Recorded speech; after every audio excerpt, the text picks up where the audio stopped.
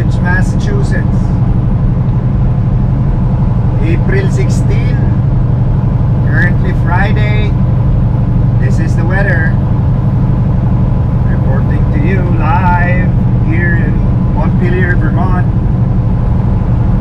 Jetman channel. Hit the like, subscribe, and notification bell for any uploads. Thank you very much. Okay, habang nagre-rest time ako, pinapanood ko si Pinoy Maneho tsaka si Lakay, yung collaboration nila, si Pinoy Maneho and si Lakay. Shout out sa inyo po. Pinoy Maneho at saka si Lakay Pinoy Trucker, pati na rin si Boss Marco na si Pinoy Trucker mismo. And yung mga ibang kasama namin like si Herms Official TV, lahat ng mga yan, pinapanood ko po yung collab nila. So, maganda.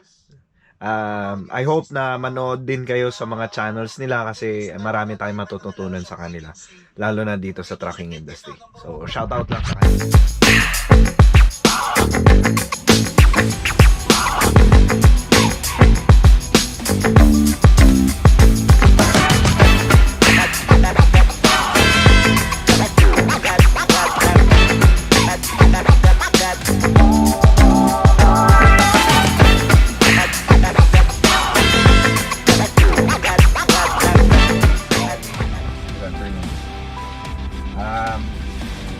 Kakatapos ko lang paludan, pero kinarga nung loader lahat ng flour dito sa tangki ko sa harap. Ngayon nasa 70 psi yung suspension load ko dito sa tractor ko. Usually dapat kasi pag 34,000 pounds lang pag pumunta ka na Amerika, ang PSI doon is nasa around less than 60 sana para 34,000 pounds doon sa drive axle. Pero ayaw nilang maniwala. Ang ginawa ko, tinakbo ko muna tong truck doon sa cut scale, doon sa may scale mismo. Tinimbang ko doon, tapos overweight ako ng 4,500 pounds sa drive axle ko. Pero yung total weight ko okay lang kasi 78,000 lang ako. Kaso yung drive axle ko ang problema. Kasi di ba per axle 34,000 lang dapat, nagre-range ako ng 38,000 pounds yung drive axle ko, tas nasa 70 psi. Sabi ko tinawag ko sa dispatch, ayokong itakbo, ayokong i-take yung risk. Sabi nila daling ko daw dito sa nagkarga, sila mag-aayos. Ngayon kung hindi maayos, sila magdesisyon. Yun lang po ang gusto ko actually i-share. Dapat hindi tayo nagdidesisyon din na drivers. Ibalik natin sa kanila yung desisyon. So, wag nating i-risk na tumakbo tayo na ganyan. Ang huli pa nga na sinabi ko, pwede ko itakbo to na kahit na overweight ako, pero pag nabigyan ako ng ticket, kayo magbabayad, hindi ako. So, pero more than 4,000 pounds to, tingin ko hindi lang ticket to. Matutulog ako sa scale ng 3 to 4 days. Gagawa ng paraan yun kung paano.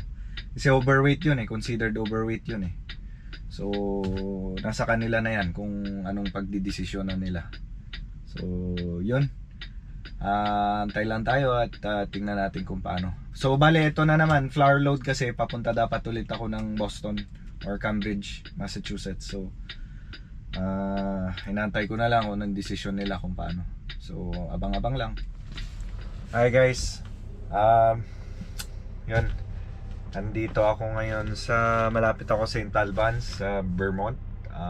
Nandito lang ako sa rest area. Hindi ko naabutan yung customer ko kasi daming problema kanina. Yung loader, niload niya lahat. Kung ito yung trailer ko, ito yung harap, niload niya lahat ng flour dito sa harap. So kailangan ko i-push back yon, tapos ikarga ulit nila sa likod. Kasi pag nahuli tayo dyan sa scale, actually nagpa-scale ako kanina, parang 4,500 pounds ako overweight. So sabi ko hindi ko ibebaya yan sa States unless naayusin nila. Ngayon inayos nila, umabot ako ng almost 4 to 5 hours delay. But bayad naman lahat. Maganda dito sa company ko, bayad lahat ng downtime. So lahat yun, kahit yung mileage na papunta doon, babayaran nila. Yun lang. Kasama ito talaga sa trucking industry, itong mga pagkapurnada. So kung titignan nyo, dito ako sa rest area dito sa may St. Albans, Vermont. So yan, maghahanda lang ako ng pagkain, and then naka-reset na ako. So naka-sleeper berth na ako ngayon. So hanggang bukas na yan, 10 hours kailangan ko mag-reset. So around possibly around 7, 8, 9, 10, 11, 12, 1, 2, 3, 4 5:30 ako magsisimula bukas. So mag-on duty ako ng 5:30, and then pre-trip inspection. Tatakbo pa ako ng ilang oras dito. Tatakbo pa ako doon sa may Cambridge, Massachusetts ng 3.5 hours.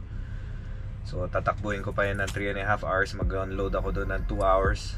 Then takbo ulit pabalik dito sa Quebec ng 5 hours, 5 or 6 hours. So ilan yun? 8, 5, 10, almost 11 hours. 11 hours bukas. Mahaba-habang araw bukas, but it's okay, kasama yan sa trucking industry. Mas maganda na rin na magpahinga agad kaysa ihabol ko doon. Kasi pag hinabol ko, inubos ko yung oras, may 3 hours pa ako actually na natitira.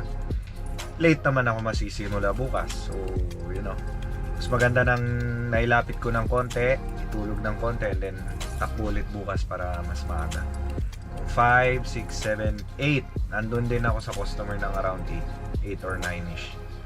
So it happens. Actually, yan yung sinasabi nila na pag hinihingi niya, di ba, pag ang employer humihingi ng experience, actually ang tinatanong talaga dyan is kung gaano na karaming problema ang napagdaanan mo. Kasi ganito talaga sa trucking industry. Kailangan ma-expose ka sa lahat ng klaseng problema. Kasi kailangan mabilis ka mag-isip, or yung mga solutions, or you know, ito yung ayaw-ayaw, yung pinakaayaw ko talaga yung naghahabol ka ng oras. So yan, kasama sa trabaho to, but we have to live with it. We should embrace it. Wala tayong magagawa, truck driver tayo. So maghahanda lang ako pagkain, matutulog na ako para makareset agad bukas. Wow, niloloko tayo. Kala ko ba spring na. Dito tayo ngayon sa Montpelier, Vermont. Papunta pa lang tayo sa customer ngayong umaga. And niloloko tayo ng panahon na. Talagang pahon tayo. Tingnan nyo, sobrang bagal ko ngayon kasi naka-maximum weight ako ng 80,000 pounds, 79 plus. So sobrang lapit lang, sobrang lapit. Yan naman, talagang gapang ako ngayon dito. Buti na lang muscle si ang tawag dito, si Yoda. Anak ng tinapan, dito na tayo sa Boston. Kaso tingnan nyo, snowstorm. Ayan, may last full show pa. Talaga naman. Mid-April na yan, ha? Mid-April.